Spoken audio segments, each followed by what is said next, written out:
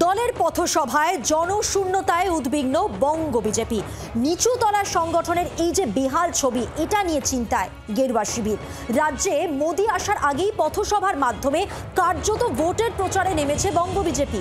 দলের সাংগঠনিক শক্তি কেন্দ্র ভিত্তিক একটি করে পথসভা, ৫-৬টি বুথ নিয়ে একটি করে শক্তি কেন্দ্র তৈরি হয়েছে। মোট ১৩,০০০ শক্তি কেন্দ্রে পথসভার এই সিদ্ধান্ত। ১৫ই জানুয়ারির মধ্যে মোট ১৩,০০০ পথসভার টার্গেট রয়েছে। এলাকার সব নেতাদের উপস্থিত থাকতে হবে এই পথসভাগুলিতে।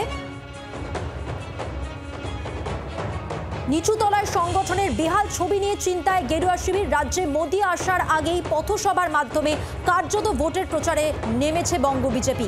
কথা বলবো, আমাদের সঙ্গে রয়েছেন আমাদের প্রতিনিধি মৌমিতা চক্রবর্তী। এখনো পর্যন্ত মৌমিতা, বঙ্গ বিজেপি সূত্রে কি জানা যাচ্ছে? দেখো, ১৩,০০০ শক্তি কেন্দ্রে এবং ১৩,০০০ বুথে ১৫ তারিখ পর্যন্ত আলাদা আলাদা করে পথসভা করার টার্গেট দেওয়া হয়েছিল, নির্দেশ দেওয়া হয়েছিল। কিন্তু শুরুতেই যে বিপত্তি বা ছন্দপতন যাই বলো না কেন, সেটা লক্ষ্য করা যাচ্ছে। কারণ পথসভাগুলোর বেশিরভাগ জায়গায় তেমন পরিমাণ লোক হচ্ছে না, আর সেইটাই চিন্তা বাড়িয়েছে বঙ্গ বিজেপির। সেই কারণেই নতুন করে নিয়ম করা হয়েছে যে পথসভা কোথায় হবে, কখন হবে, সেই সমস্ত জায়গা জেলা সভাপতিদের আগে থেকে জানিয়ে দিতে হবে। সেই অনুযায়ী যেন সম্পূর্ণতা পরিকল্পনা করে তারা ময়দানে নামেন। নির্বাচনের আগে যদি পথসভাতেই লোক না হয়, তবে সেক্ষেত্রে তারা মানুষের কাছে কিভাবে পৌঁছাবেন সেটা তো অবশ্যই চিন্তা। ধন্যবাদ মৌমিতা। যেমনটা আমাদের প্রতিনিধি বললেন, নির্বাচনের আগে যদি পথসভাতেই লোক না হয় সেটা যথেষ্ট চিন্তার। সেই কারণেই ১৫ই জানুয়ারির মধ্যে মোট ১৩,০০০ পথসভার টার্গেট করে এলাকার সব নেতাদের সেখানে উপস্থিত থাকার নির্দেশ।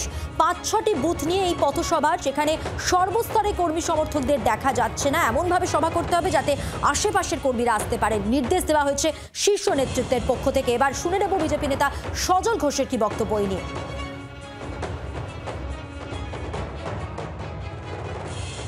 প্রচুর ভোট কিন্তু মানুষ দেবে, তৃণমূলকে কেন ভোট দেওয়ার জন্য আমার পথসভায় লোক হচ্ছে না, কথার কথা ধরে নিচ্ছে।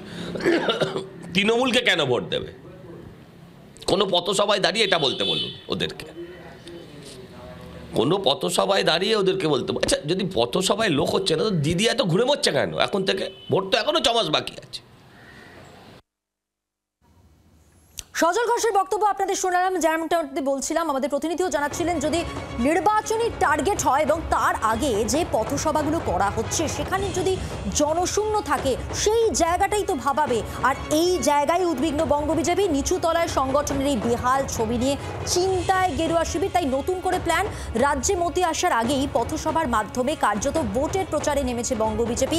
আর দলের সাংগঠনিক শক্তি কেন্দ্র ভিত্তিক একটি করে পথসভা, এই ৫-৬টি বুথ নিয়ে যে একটি করে শক্তি কেন্দ্র তৈরি হয়েছে, সেখানে ১৩,০০০ শক্তি কেন্দ্রে পথসভার সিদ্ধান্ত নেওয়া হয়েছে ১৫ই জানুয়ারি থেকে।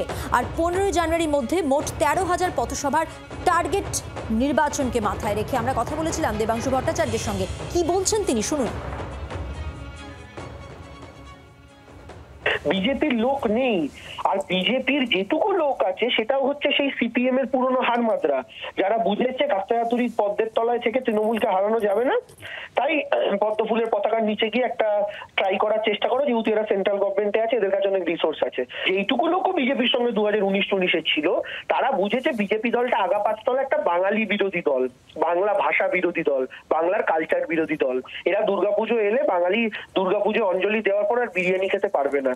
এরা পুজো ক্ষমতা এলে বাঙালি আর এগরোল নিয়ে দুর্গাপুজোর প্যান্ডেলে ঢুকতে পারবে না, এবং মহালয়া বন্ধ হয়ে গিয়ে ললিপপ লাগেলু বাজবে ভোরবেলা রেডিওতে। ফলে এগুলো বুঝেই বিজেপির ভিড় আরো পাতলা হচ্ছে। ফলে ১৩,০০০ পথসভা কেন, ৩৩,০০০ পথসভা করলে আলটিমেটলি ৩৩,০০০ জনকে রাখতে পারবেন কিনা সন্দেহ আছে। বাংলার আওয়াজ, বাঙালির আবেগ, জি ২৪ ঘন্টা।